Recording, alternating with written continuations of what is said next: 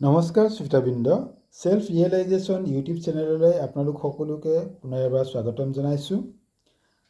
আজি আমি আলোচনা কৰিবলৈ ওলাইছোঁ এজন বিখ্যাত আমেৰিকান লেখক ডেল কাৰ্নেগী বা কাৰ্নেগীয়ে লিখা তেখেতৰ বিখ্যাত কিতাপ grow' rich with peace of mind অৰ্থাৎ সুখী জীৱন গঢ়াৰ সাধনা নামৰ গ্ৰন্থখন আমিনুল ৰহমান ডাঙৰীয়াই অসমীয়াত অনুবাদ কৰা এটা কীটাংশ আপোনালোকলৈ পঢ়ি খুব ভাল লাগিল। সেইকাৰণে আপোনালোকৰ ওচৰত শ্বেয়াৰ কৰিম বুলি পেলাই মনতে ভাবি পেলাই তাৰে কিছুমান কথা আপোনালোকৰ আগত উপস্থাপন কৰিব বিচাৰিছোঁ।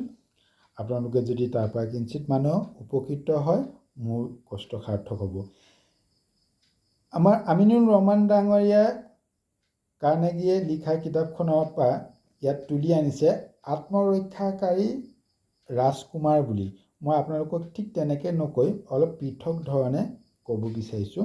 আত্মৰক্ষাকাৰী ৰাজকুমাৰ বুলি আচলতে কাৰ্নেগীয়ে কাৰ কথা ক'ব বিচাৰিছে। শ্ৰোতাবৃন্দ, মই কাৰ্নেগীয়ে কোৱা আত্মৰক্ষাকাৰী ৰাজকুমাৰ বুলি নকৈ আপোনালোকৰ ওচৰত ক'ম যে আপোনাক সুৰক্ষা প্ৰদান কৰা বীৰ বা আপোনাৰ প্ৰহৰী বা দুৱাৰ ৰক্ষক হিচাপে মই ইয়াত আখ্যা দিম।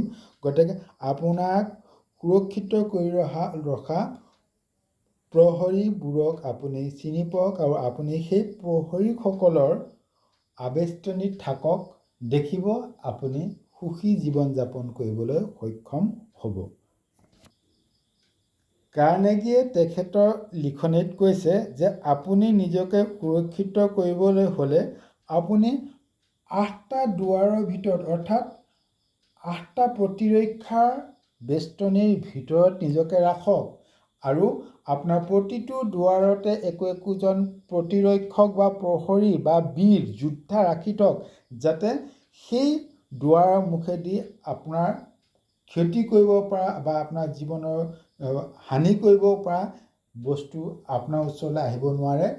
সেই প্ৰহৰীসকলে প্ৰতিহত কৰি পেলাই তাৰ পৰা আঁতৰাই পঠাব পাৰে। সেই 8টা প্ৰহৰী বা দুৱাৰ ৰক্ষকসকল কোন, মই সেই সম্পৰ্কে আপোনালোকৰ ওচৰত ইয়াত বিস্তৃতভাৱে বৰ্ণনা কৰিব বিচাৰিছোঁ। প্ৰথম প্ৰহৰী বা দুৱাৰ ৰক্ষকজন হ'ল মনৰ শান্তি প্ৰদানকাৰী প্ৰহৰী। অৰ্থাৎ মনক একেবাৰে বাহিৰৰ দুৱাৰত এই প্ৰহৰীজন থিয় হৈ থাকে আৰু যিয়ে গৈ মনৰ দুৱাৰত টুকুৰাই তেতিয়া তেওঁক কয়, তুমি শান্তিপূৰ্ণভাৱে আহিব বিচাৰিছা, আহিব পাৰা, তেতিয়া তোমাক স্বাগতম জনাম।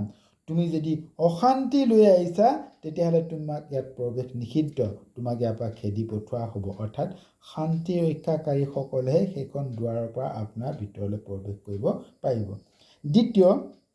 দ্বিতীয় প্ৰহৰীজন হ'ল আশা আৰু বিশ্বাসৰ প্ৰহৰী।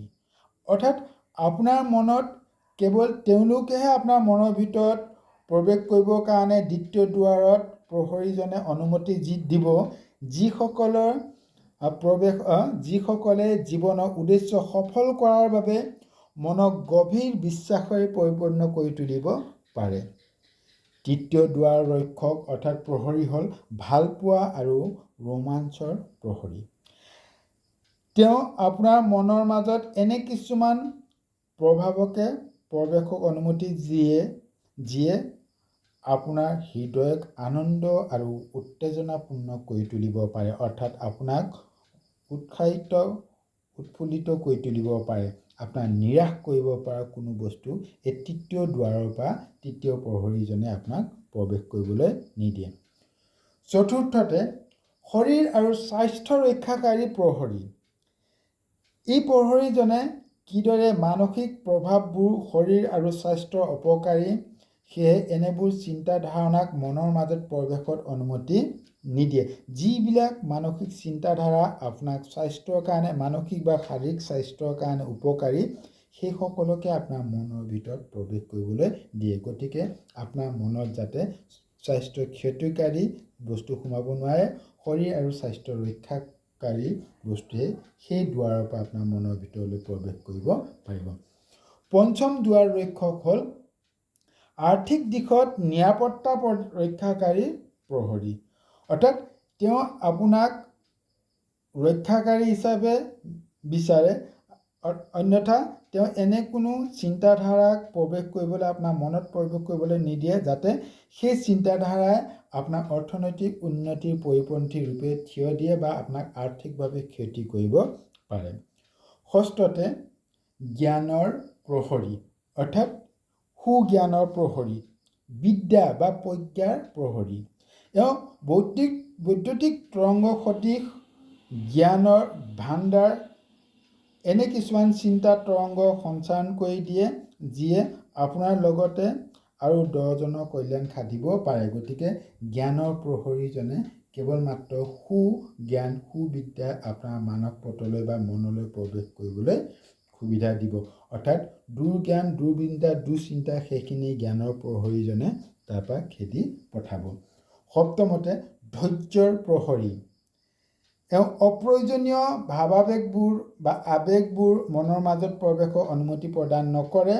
যিবোৰ চিন্তাধাৰাই আপোনাৰ মনত আপোনাৰ কাম কাজত সম্পূৰ্ণ সহায় কৰে তেনে চিন্তাধাৰাই ভিতৰত প্ৰৱেশ কৰিবলৈ দিব, কিন্তু আপোনাৰ মনত প্ৰতিবন্ধকতাৰ সৃষ্টি কৰা, আপোনাৰ শক্তি আৰু সময় অপচয় কৰা তেনে অস্থিৰ অনুভূতিবোৰক আপোনাৰ মনত ভিতৰত প্ৰৱেশ কৰিবলৈ নিদিয়ে। গতিকে এই ধৈৰ্যৰ প্ৰহৰীজনে আপোনাক কেৱল মাত্ৰ মনলৈ ধৈৰ্য নামৰ বিষয়বস্তুহে প্ৰৱেশ কৰিবলৈ আজ্ঞা দিব। অষ্টমতে সংকীৰ্ণতা প্ৰতিৰোধকাৰী প্ৰহৰী, এই প্ৰহৰীজনে আপোনাৰ নিজস্ব প্ৰহৰী, কেৱল নিজৰ ব্যৱহাৰৰ কাৰণে সৃষ্টি কৰা হৈছে এই প্ৰহৰী। কোনো সংকীৰ্ণতা বা তুচ্ছতাক মনৰ মাজত প্ৰৱেশ কৰিবলৈ নিদিয়ে। এই প্ৰহৰীজনে আপোনাৰ আন সকলৰ লগত থাকি সদায় মনৰ দুৱাৰত পহৰা দি থাকে, আৰু এই সকলৰ পৰা যদি আপুনি নিজকে সুৰক্ষিত, অৰ্থাৎ এই 8জন প্ৰহৰীৰ ভিতৰত যদি আপোনাৰ মনটো যদি সংস্থাপন কৰিব পাৰে তেতিয়া আপুনি আপোনাৰ জীৱন সুখী জীৱন হিচাপে অতিক্ৰম কৰিব বা অতিবাহিত কৰিবলৈ সক্ষম হ'ব। ধন্যবাদ দৰ্শকবৃন্দ।